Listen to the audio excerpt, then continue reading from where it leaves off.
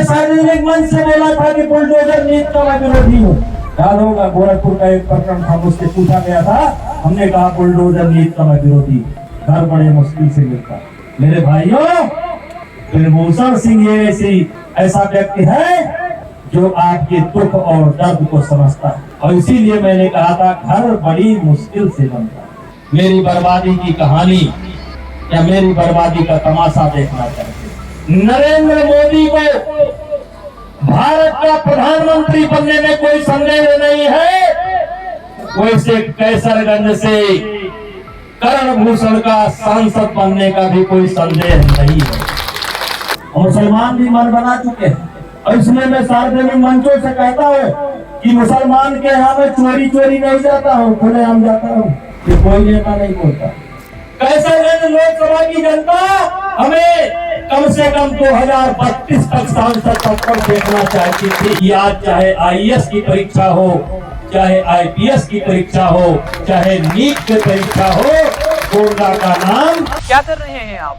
1 minute अब सभी platform पे आ गया है, सब्सक्राइब करें और खबरों का आनंद लें। आप सब लोग जानते हैं कि गोंडा जनपद के अंदर कहीं पूरा लोकतंत्र नहीं हुआ करता था, लेकिन हमने उसके लिए संघर्ष किया। आज गोंडा जनपद के अंदर पूर्ण लोकतंत्र है। जिस समय हम राजनीति में आए, शिक्षा के क्षेत्र में गोंडा का नाम तब बलरामपुर भी इसी का पार्ट होता था। पीछे से सबसे पीछे जालौन, उसके बाद बहराइच और उसके बाद गोंडा, यानी पीछे से हमारा तीसरा स्थान। मैंने नारा दिया स्वस्थ गोंडा, साक्षर गोंडा, हरा भरा गोंडा। तीनों विषयों पर मैंने काम किया। शिक्षा के क्षेत्र में काम किया, स्वास्थ्य के क्षेत्र में काम किया, पेड़ पौधों के क्षेत्र में काम किया, और आज शायद जो अलग हम लोगों ने 1992 में लगाई थी, उसी का परिणाम है कि आज चाहे आईएएस की परीक्षा हो, चाहे आईपीएस की परीक्षा हो, चाहे नीट की परीक्षा हो, गोंडा का नाम उसमें आता जरूर है। और इसीलिए मैं कहता हूं तूफान चमन में जब आया तब खून बहाया था हमने, जब वक्त गुलिस्तान का आया कहते तेरा अधिकार। और मेरे भाइयों, 6 बार सांसद, 1 बार पत्नी सांसद, फिर अजय सांसद, कैसरगंज की लोकसभा फिर सांसद बनाने को तैयार थी।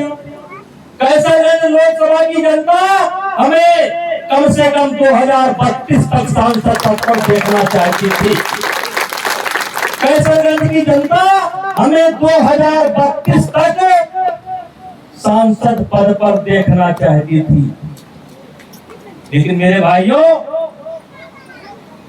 गोस्वामी तुलसीदास जी ने कहा था, सुनो हो भरत भाभी प्रबल, बिलख कहो मुनिनाथ।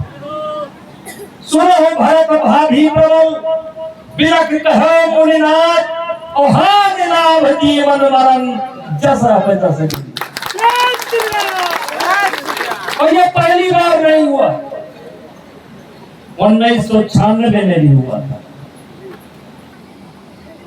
देखा नहीं, इनको पता था कि कुश्ती संघ के अध्यक्ष ब्रजभूषण शरण सिंह के बाद कर्णभूषण सिंह बनने वाले हैं, इसलिए यह षड्यंत्र किया गया था। इनको पता था कि कुश्ती संघ के चुनाव में कर्णभूषण सिंह अध्यक्ष बनेंगे, इसलिए यह षड्यंत्र किया गया था। सामने से जीत नहीं सकते थे, सामने से जीत नहीं सकते थे, और ना सामने से कभी जीत पाएंगे। तो जैसे भीष्म पितामह के लिए शिखंडी खड़ा किया गया, वैसे हमारे सामने भी कुछ चीजें खड़ी की गई। और भाइयों, मैं 16 साल से इस लड़ाई को लड़ रहा हूं। लगता है ये शरीर पत्थर का हो गया। 16 साल हो गए मैं इस लड़ाई को लड़ रहा हूं। चलिए कोई बात नहीं, आप करण भूषण सिंह को कुश्ती संघ का अध्यक्ष बनते हुए नहीं देखना चाहते थे? ए मेरे दुश्मनों, जिसको तुम कुश्ती संघ का अध्यक्ष बनते हुए नहीं देखना चाहते थे, तुम्हारी छाती पर सांसद बन करके जाकर के दिल्ली पहुंचेगा। जैसे नरेंद्र मोदी को भारत का प्रधानमंत्री बनने में कोई संदेह नहीं है, वैसे कैसरगंज से करण भूषण का सांसद बनने का भी कोई संदेह नहीं है। लेकिन ये चुनाव एक विशेष परिस्थिति में हो रहा है और उसमें आपके सहयोग की जरूरत है।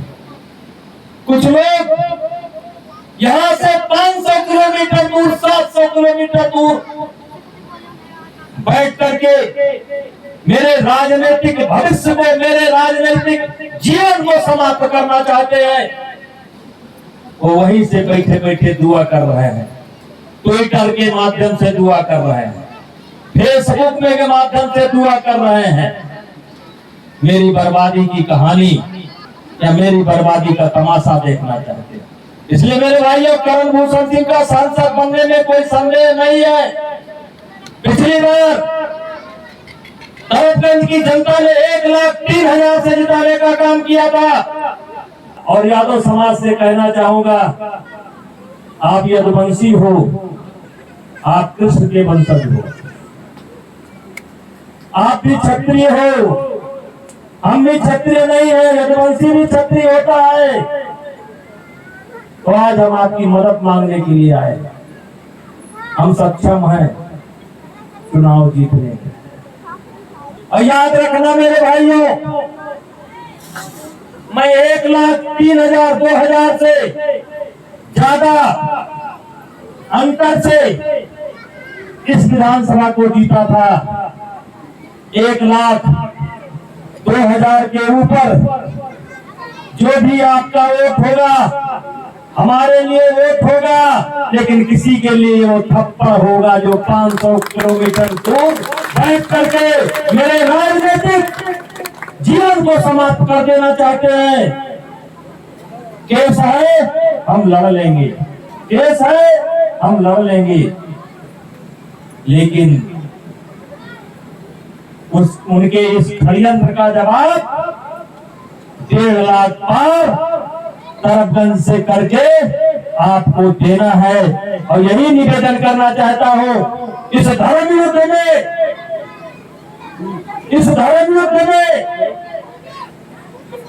नेताजी के संकट काल में आपका इतिहास भी नेताजी के साथ लिखा जाए, नेताजी का साथ देने वालों में लिखा जाए। यही निवेदन करते हुए, हाथ जोड़ करके प्रार्थना करते हुए आपसे विदा लेना चाहता हूँ कि इस बार कोई छिट्टी नहीं पड़नी चाहिए, दाग नहीं पड़ना चाहिए। पिछली बार 700 वोट समाजवादी पार्टी को, गठबंधन के प्रत्याशी को मिला, यहाँ 7 वोट भी नहीं मिलना चाहिए, कोई तुक नहीं है। 7 वोट भी नहीं मिलना चाहिए, क्योंकि कोई आएगा नहीं। अब घर बैठे वोट दो, कोई मांगेगा भी नहीं, कोई आएगा भी नहीं, एहसान भी नहीं कराएगा, कोई पूछेगा नहीं। हम आज आप सब लोगों को पूछने आए हैं, मदद मांगने आए हैं। ये संकट का काल है, ये षड्यंत्र किया जा रहा है और उस षड्यंत्र का जवाब आपको अपने वोटों के द्वारा देना है। और कहीं न कहीं अगर 2,87,000 के जगह पर 5 लाख कुछ हो जाएगा, 5.5 लाख हो जाएगा, 6 लाख हो जाएगा, तो समझ लो उतना तमाचा हमारे उन दुश्मनों को पड़ जाएगा जो घर बैठे मेरी राजनीति को समाप्त करना चाहते हैं। मैं गरीबों की सेवा न कर सकूं, मैं गरीबों की मदद न कर सकूं, इसलिए मेरी राजनीति को समाप्त करना चाहते हैं। इन्हीं शब्दों के साथ पुनः आप सभी लोगों को हाथ जोड़ करके, अमीर गरीब सभी जात बिरादरी के लोगों को, हिंदू मुसलमान सबसे, मैं मुसलमानों से भी यही अपील करता हूँ, और मुसलमान भी मन बना चुके हैं। और इसलिए मैं सार्वजनिक मंचों से कहता हूँ कि मुसलमान के यहाँ में चोरी चोरी नहीं जाता हूँ, खुलेआम जाता हूँ। ये कोई नेता नहीं बोलता, मैं बोलता हूँ। मैंने सार्वजनिक मंच से बोला था कि बुलडोजर नीति का मैं विरोधी हूँ। याद होगा गोरखपुर का एक प्रकरण था, मुझसे पूछा गया था, हमने कहा बुलडोजर नीति का मैं विरोधी। घर बड़े मुश्किल से मिलता।